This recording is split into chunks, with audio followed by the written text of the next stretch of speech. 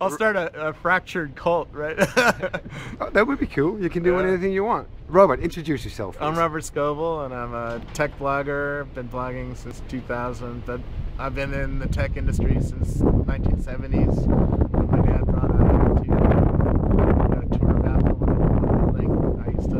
I grew up in Cupertino, California, where Apple started about a mile from my house, and been doing this stuff ever since. Certainly been in the online community business since the mid-80s. Hey Robert, on a personal level, right now, what kind of applications do you use? All sorts. I mean, depends what you mean by applications. You know, if you ask people who were on computers more than 10 years, they would think of applications like Photoshop or Illustrator or PageMaker or Word, and I would certainly use all those. Or the modern day equivalents like Adobe InDesign. But today, most of my life is online, so WordPress, Twitter, upcoming.org, Flickr, Facebook, MySpace. Should we keep going? Let's bunch say, of those. I have like 20 20 different ones on FriendFeed, so which is my favorite start page right now. So. Let's say you're dead, Robert. What would remain of you on the internet? Well, that's an interesting question because the first 2 years of my blog are already gone. So we can already see what happens when you don't take care of servers and don't make sure your data is in multiple places on multiple services. So I was thinking about that when you were showing me your stuff. On the internet, your data starts fading away, shall we say, if you don't have somebody looking after it, right?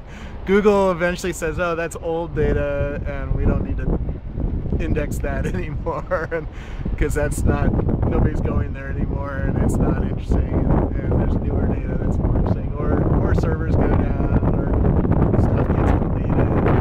That's going to be an interesting question for people who live online. I mean, most of my life is online. I do a lot of video. I've thousands of hours of video online. I have a blog that I write, a Twitter account. My Flickr photos are online. So if I died today, right now, you would still see all that stuff, right? Do you want to be kept alive or erased on the internet? I think everybody would like to have their mark kept around, but I'm realistic too. But kept around is a long time, right? Did the guys who wrote on the walls in the caves, 50,000 years ago, did they expect it to really stick around? I don't know. They were just trying to express themselves and share their expression with other people, and I think that's, after you're dead, it doesn't really matter to you. It matters to other people, I think. It's sort of like, Beethoven music, I mean, we still enjoy what he did, hundreds of years ago. I don't know that Beethoven cares anymore, but we sure do. Do you think that you should leave instructions to your loved ones in how to keep you alive on the internet? Probably not instructions. Certainly some of what I do online is for my sons, to enjoy or to watch, or to remind themselves of who their dad was, whatever. But and certainly to put up pictures of what they're like when they're young, and videos. That's the new movie camera. Stick a cell phone in their face and upload that right, or live stream it right to the internet. And mostly I don't care that anybody else is watching it, but it's sort of fun to go back and look at that stuff. Let's say we're both dead. Do you think, as entities in that space, we are able to communicate with one another? I don't. I mean, that's my personal belief, and I got my belief. I used to be a real religious person, and then I watched a brain surgery being done with a guy who was awake, and they had him cut open, and they started mapping his brain, and by touching a cell, he would say, "I feel hot," or he would move his arm, or another one would, he would say, I can't see anymore. He would say, "I can't see anymore." He'd take the probe away.